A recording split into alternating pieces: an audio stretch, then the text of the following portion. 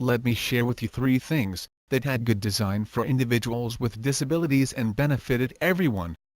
Originally, word prediction software was created to help individuals that used augmentative communication devices type words more quickly. With word prediction software, you enter several letters and the software presents several possible options for the word that you may be writing. This became mainstream with cell phones primarily. As you are typing a text message, your phone probably gives you several options for words and you can click on a word to insert it rather than having to continue to type. This speeds up your texting and I use it to help with spelling. Have you ever changed the text size in a document or on an e-reader? Text size adjustments began as a way to help individuals with vision impairments read.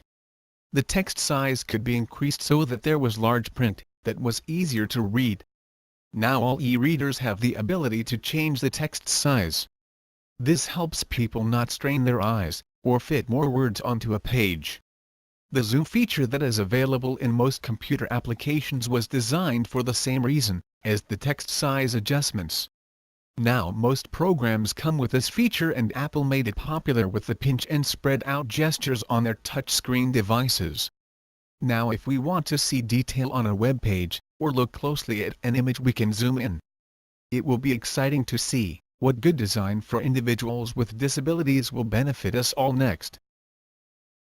Created using Powtoon.